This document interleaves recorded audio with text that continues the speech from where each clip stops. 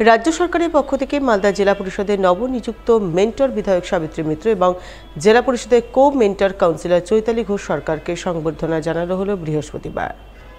সংবর্ধনা জানালেন মালদা জেলা পরিষদের সভাধিপতি, সহকারী সভাধিপতি সহ জেলা পরিষদের অন্যান্য সদস্যরা।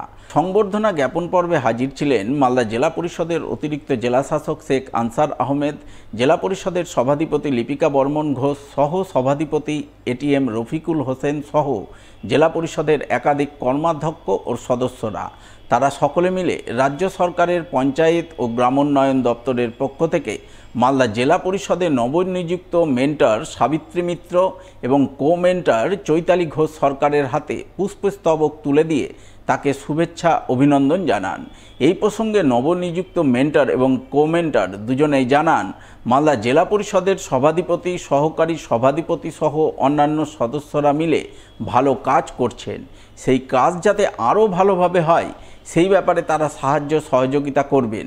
কাজ করতে গিয়ে কোথাও কোনো সমস্যা হচ্ছে কিনা, সমস্ত ফান্ডের টাকা ঠিকঠাক খরচ হচ্ছে কিনা, মুখ্যমন্ত্রীর বিভিন্ন প্রকল্প সাধারণ মানুষ ঠিকঠাক পাচ্ছেন কিনা তা তারা তদারকি করবেন। আমাদের তিনি আমাদের এই দায়িত্ব দিয়েছেন। আমরা দেখব যে কোথাও কোনো কিছু অসুবিধে হচ্ছে নাকি জেলা পরিষদের সদস্যদের কাজ করতে। কাজ এখানে হয়, আরও ভালোভাবে যেন কাজ হয়, তার জন্য আমরা যতটুকু পারবো আমাদের দিক থেকে সহযোগিতা করব। আমাদের এই জেলা পরিষদ যারা চালাচ্ছেন, আমাদের আধিকারিক থেকে শুরু করে আমাদের সমস্ত মেম্বাররা, তারা কাজ করতে গিয়ে কোথায় কোথাও কোনো অসুবিধা হচ্ছে কিনা সেটা আমাদের প্রথম দেখা উচিত। এবং দ্বিতীয়ত হচ্ছে যে আমাদের সব মেম্বার সমানভাবে গুরুত্ব পেয়ে কাজ করছে কিনা সেটা একটা দেখার বিষয়।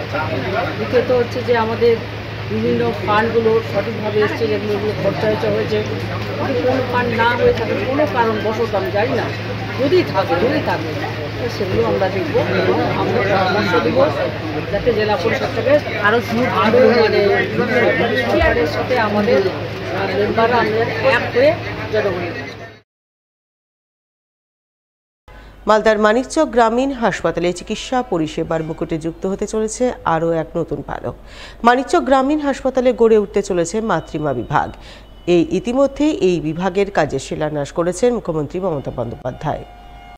এবার মাতৃমা বিভাগের কাজের সূচনা করলেন মালদা জেলা পরিষদের নবনিযুক্ত মেন্টর, মানিকচকের বিধায়ক তথা মানিকচক গ্রামীণ হাসপাতালের রোগী কল্যাণ সমিতির চেয়ারপারসন সাবিত্রী মিত্র। বৃহস্পতিবার তিনি ভিত পুজো করে ফিতে কেটে মানিকচক গ্রামীণ হাসপাতালে মাতৃমা বিভাগ গড়ে তোলার কাজের শুভ সূচনা করেন।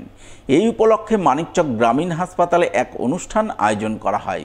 অনুষ্ঠানে বিধায়ক সাবিত্রী মিত্র ছাড়াও উপস্থিত ছিলেন জেলা মুখ্য স্বাস্থ্য আধিকারিক ডক্টর সুদীপ্ত ভাদেরি, মালদা জেলা পরিষদের কর্মাধ্যক্ষ কবিতা মণ্ডল, মানিকচকের বিডিও অনুপ চক্রবর্তী, ব্লক স্বাস্থ্য আধিকারিক ডক্টর অভিক শঙ্কর কুমার সহ আরও অনেকেই। জানা গেছে, মানিকচক গ্রামীণ হাসপাতালে মাতৃমা বিভাগ গড়ে তোলার জন্য 10 কোটি টাকা বরাদ্দ করেছে রাজ্য সরকার। সেই বরাদ্দকৃত অর্থে গড়ে উঠবে 20 বেডের মাতৃমা বিভাগ।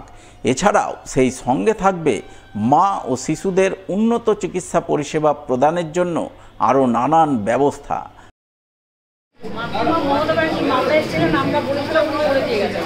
উদ্বোধনও করে দিয়ে গেছেন। আজকে শুধু ভিত পুজো করে স্টার্ট হলো কাজটা। 9.5 কোটিরও বেশি টাকার বিনিময়ে কাজটি হচ্ছে। এর প্রিলিমিনারি ইঞ্জিনিয়ার আছেন, সিভিল ইঞ্জিনিয়ার আছেন, তারা কাজ করতে শিবময়ী সাহেব তত্ত্বাবধানে আছেন, বিয়ময়ী সাহেব আছেন, ওনারা করছেন। মাতৃমায়ে এখানে সমস্ত রকম একটা বাচ্চাদের হাওয়া তৈরি হবে চাহিদা, এবং ওখানে আমাদের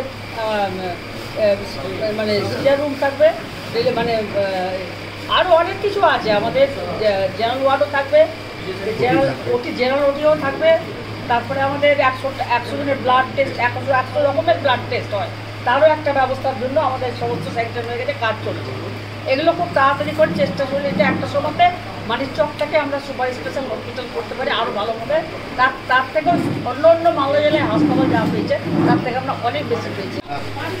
মাতৃমা মধ্যে যেটা আমার জন্য সবচেয়ে গুরুত্বপূর্ণ সেটা হচ্ছে এখানে সিজারিয়ান সেকশন, অর্থাৎ এক নর্মাল ডেলিভারি ব্যবস্থা এখানে আছে, কিন্তু কিছু মাকে আমাদের মালদা মেডিকেল কলেজে রেফার করতে হয় যাদের অপারেশন জরুরি হয়ে পড়ে। সেই সুবিধাটা সবার আগে এখানে থাকবে। তার সঙ্গে নবজাতক শিশুদের জন্য SNSU স্টেবিলাইজেশন ইউনিটটা ভালো করে তৈরি হবে।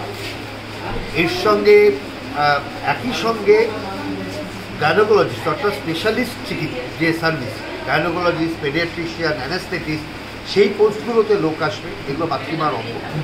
অর্থাৎ আগামী দিনের এই যে পুরো অঞ্চলটা মা এবং শিশুর জন্য যতটা অবধি দরকার পুরোটার ব্যবস্থা করার মতো জায়গায় আমরা তৈরি।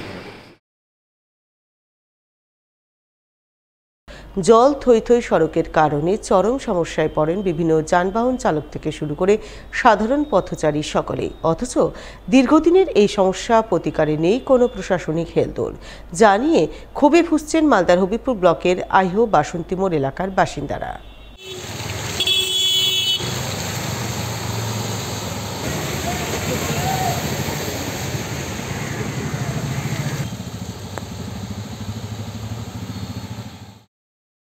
জানা গেছে মালদা নালাগোলা রাজ্য সড়কের আইহো বাসন্তী মোড় এলাকায় বৃষ্টিতে সড়কের উপর জল জমার সমস্যা দীর্ঘদিনের। কারণ এই এলাকায় বৃষ্টির জল নিকাশির কোনো ব্যবস্থা নেই, যার দরুন অল্প বৃষ্টি হলেই জল জমে যায় রাজ্য সড়কে, যেমনটা জমেছে এখন। রাজ্য সড়কের প্রায় 100 মিটার এলাকা জুড়ে কোথাও হাঁটু সমান আবার কোথাও গোড়ালি সমান জল জমে রয়েছে। সেই জলেই ঢেউ তুলে চলাচল করছে বিভিন্ন যানবাহন।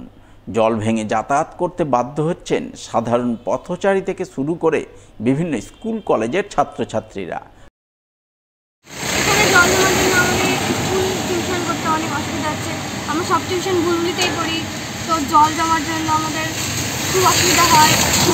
এই যেমন গাড়িতে গেলে মনে হয় কি গাড়ির জল আমাদের গায়ে ছিটবে, তো ড্রেস নষ্ট হয়ে যায় এবং আরও নানা অসুবিধা হয়। বৃষ্টি পড়লে এরকম জল জমে যায়, জল কোনো পাস করার কোনো মানে জায়গায় নেই যে জলটা কোথাও পাস করে যাবে, হাঁটু জল জমে। ফলে জমা জলে তাদের দুর্ভোগ উঠেছে চরমে।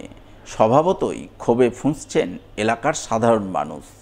এলাকাবাসীর বক্তব্য, এই সমস্যা আজকের নয়, দীর্ঘদিনের, অথচ সমস্যা সমাধানে কারো কোনো হেলদোল নেই। এই পরিস্থিতি চলতে থাকলে আগামী দিনে তারা আন্দোলনে নামতে বাধ্য হবেন, প্রয়োজনে পথ অবরোধ করবেন। মালদা নালাগোলার সড়কের বাসন্তী মোড় এলাকায় যে একটা জল জমছে দীর্ঘদিনের একটা সমস্যা, সেই সমস্যাটা থেকে আমরা উদ্ধার হওয়ার জন্য অনেক প্রশাসনের কাছে নিবেদন করেছি। তারাও রাস্তাতে চলাফেরা করছে, যাওয়া আসা করছে, কিন্তু কোনো ভূমিকা নাই। জলটা নিকাশি করার জন্য কোনো রকম ভূমিকা নিচ্ছে না। তো আমার জনসাধারণের পথ অবরোধ করতে হবে, পথ অবরোধে কেউ মাথা দিচ্ছে না, কোনো রকম সমস্যা হচ্ছে না, এইভাবেই চলছে।